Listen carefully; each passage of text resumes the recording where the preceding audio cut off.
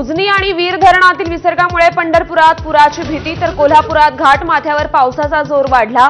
पंचगंगा धोका पातळीच्या दिशेनं नाशिकमध्ये दुतोंड्या मारुतीच्या छातीपर्यंत पाणी। 4 दिवसांच्या धुवाधार बॅटिंगनंतर मुंबईसह उपनगरात पावसाची उसंत। आज पावसाच्या सरी बरसण्याची शक्यता। पावसामुळे राज्यभरात मागील 4 दिवसात 21 जणांचा मृत्यू। बाळासाहेब थोरातांना धमकी दिल्याच्या निषेधार्थ आज संगमनेरमध्ये सद्भावना शांती मोर्चा।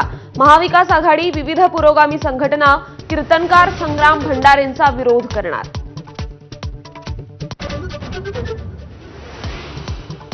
आमदार रोहित पवार आज पीएमएलए न्यायालयात हजर राहण्याची शक्यता। एमएससीबी घोटाळा आणि साखर कारखाना फसवणुकीतील आरोपांवर होणार सुनावणी।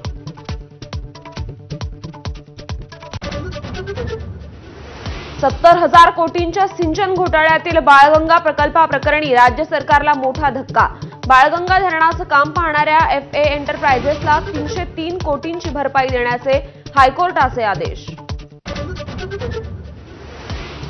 राज्यातील 1183 जिल्हा परिषद महिला कर्मचाऱ्यांनी लाटला लाडकी बहीण योजनेचा निधी। राज्यातील सर्व जिल्हा परिषदांच्या सीईओंना बोगस लाडक्या बहिणींवर कारवाईचे आदेश।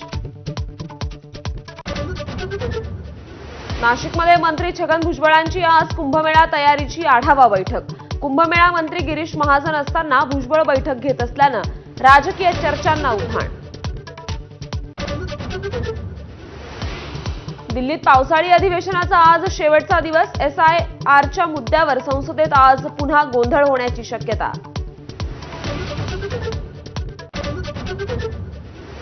130व्या घटना दुरुस्ती विधेयकावरून लोकसभेत जोरदार गदारोळ। संतापलेल्या विरोधकांनी विधेयकाचा मसुदा फाडत अमित शहांवर भिरकावला। विधेयक JPCकडे पाठवलं। देशात ऑनलाईन गेमवर बंदी येणार। केंद्र सरकारकडून संसदेत विधेयक सादर। फसवणुकीच्या घटनांना आळा घालण्यासाठी पाऊल। भारताकडून अग्नी 5च्या यशस्वी चाचणीचा मोठा टप्पा पार।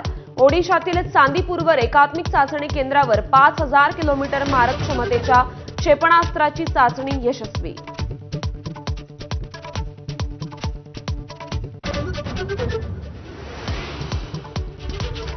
नमस्कार महाराष्ट्र आणि हेडलाईन्स नंतर सर्व महत्त्वाच्या घडामोडींचा आपण वेगवान आढावा घेऊया महाराष्ट्र लाईव्ह मधून। काँग्रेसचे नेते बाळासाहेब थोरात यांना